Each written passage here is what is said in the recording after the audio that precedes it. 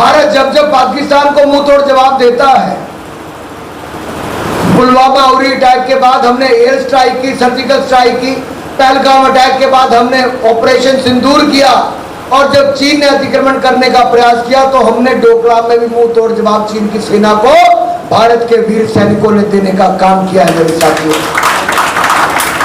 लेकिन कांग्रेस इस पे प्रश्न चिन्ह खड़ा करती है। लालू प्रसाद यादव जी कभी बॉर्डर पे गए नहीं होंगे, वो उस पर प्रश्न चिन्ह खड़ा करते हैं। बिहार के वीर सैनिकों के ऊपर प्रश्न चिन्ह खड़ा करते हैं।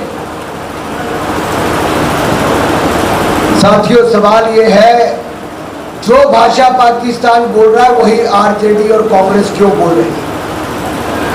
ये पाकिस्तान को क्यों ताकत देते हैं कि दुनिया भर के पटल पे जाके पाकिस्तान इनका उदाहरण देकर बोले कि भारत के बड़े नेता राहुल गांधी और लालू प्रसाद यादव जैसे लोग ऐसी बात करते हैं? क्या देश विरोधी है कि नहीं? साथियों, जिन लोगों ने पूरा जीवन अपना खपा दिया, लोहिया जी हो, कर्पूरी ठाकुर जी हो, जेपी जी हो, जॉर्ज फर्नांडिस जी हो, मोरारजी देसाई हो, इनके परिवारों से तो कोई आगे नहीं आया जिन्होंने अपना जीवन खपा दिया। लेकिन लालू जी हो, नेहरू गांधी परिवार हो, ये लगातार ये आगे आने की अपनी बात करते, सत्ता का खेल लगातार खेलते हैं।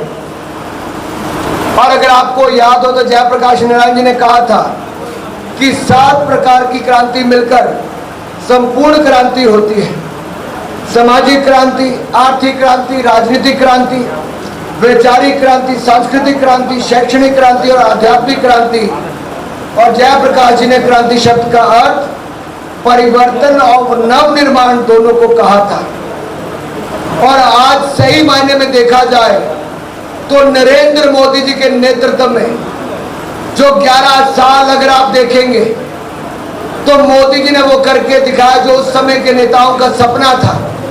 इन 11 सालों में हमने भारत को 11वें नंबर की अर्थव्यवस्था से निकालकर दुनिया की 4थी बड़ी अर्थव्यवस्था बना दिया है साथियों। और यही नहीं, कांग्रेस नारा देती थी गरीबी हटाओ, गरीबी हटाओ। इनसे तो हटी नहीं लेकिन बड़ी है। लेकिन नरेंद्र मोदी की सरकार ने 11 सालों में 25 करोड़ गरीबों को गरीबी रेखा से बाहर निकालने का अभूतपूर्व कार्य किया।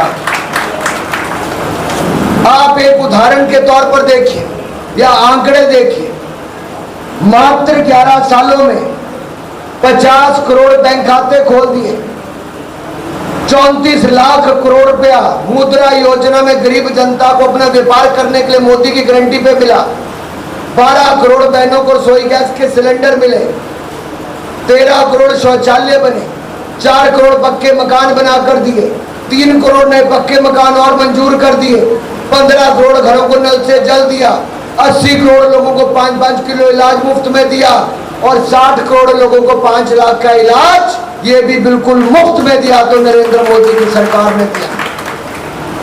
यही नहीं रुके, मात्र 7 एम्स थे आज 24 हो गए, 13 IIT थे आज 21 हो गए, 12 IIM थे आज 20 हो गए, 9 ट्रिपल IIT थे 25 हो गए। हमारे यहाँ पर 5 शहरों में मेट्रो थी 21 में हो गई। हमारे यहाँ पर 50,000 सीटें MBBS की थी, मेडिकल कॉलेज की, आज 1,05,000 हो गई और अगले 5 साल में 1,80,000 हो जाएंगी। 31,000 पोस्ट ग्रेजुएशन की सीटें थी आज 62,000 हो गई। 740 के लगभग यूनिवर्सिटी थी आज 1174 हो गई। 96,000 किलोमीटर नेशनल हाईवे थे आज बढ़कर 1,60,000 किलोमीटर हो गए। ग्रामीण सड़कें 3,23,000 किलोमीटर थी आज 7,40,000 किलोमीटर से ज्यादा हो गए। और सड़कें के साथ साथ रेलवे पटरी पर इलेक्ट्रिफिकेशन भी सारा कंप्लीट कर लिया और वंदे भारत भी 100 से ज्यादा चलाने का काम और पटना को तो कई दिशों में वंदे भारत से जोड़ने का काम नरेंद्र मोदी की सरकार ने कर दिया। साथियों, समय का अभाव भी है और मैं भी आज सुबह 4 बजे दिल्ली से चल के पहले चंपारण, मोतिहारी और वहां पे 5 कार्यक्रम करके अब आपका करके पटना जाना है और कल वापस दिल्ली में कार्यक्रम करने हैं।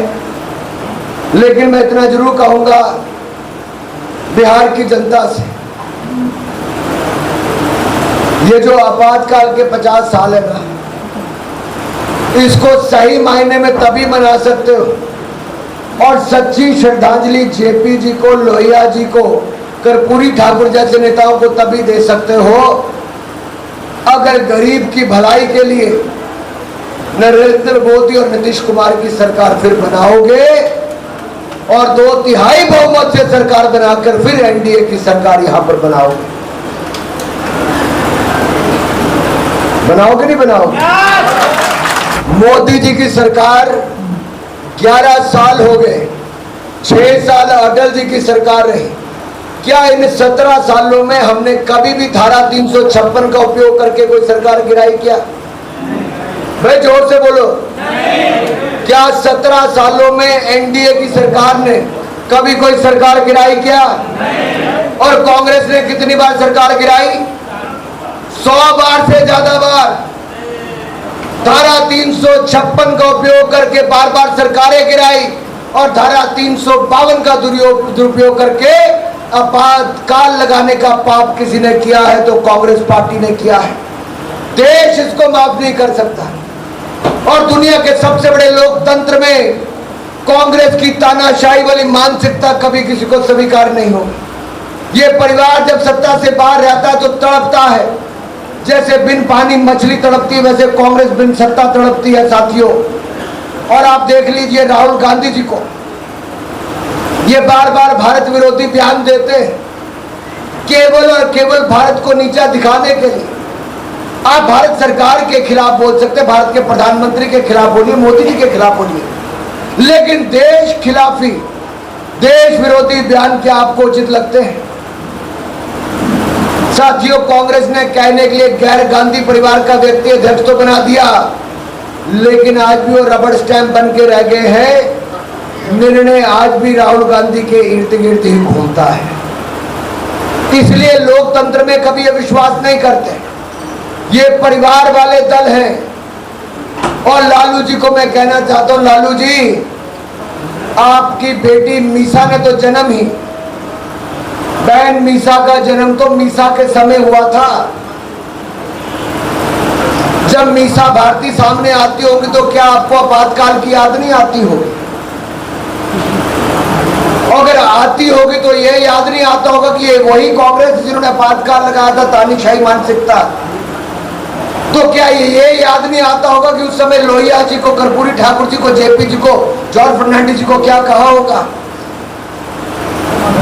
सच्चाई है कि सत्ता के सुख भोगने के लिए और सत्ता में जब रहे, जिस जाति की बात करते उस जाति के लिए भी कुछ नहीं किया।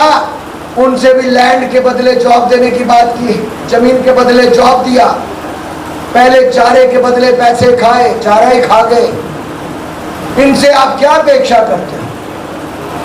साथियों, हमें बिहार को नई ऊंचाइयों पर लेकर जाना है और जो रफ्तार अब बिहार ने पकड़ी है वो डबल इंजन की सरकार के साथ ही हो सकती है कि एनडीए की सरकार दिल्ली में भी और एनडीए की सरकार बिहार में भी बनाकर छोड़ेंगे मेरे साथ। और अगर मन पक्का है तो मेरे साथ बोले भारत माता की, भारत माता की। सब्सक्राइब करें हमारा चैनल प्रकाश न्यूज लाइव और दबाए बेल आइकन हमारे खबर सबसे पहले देखने के लिए।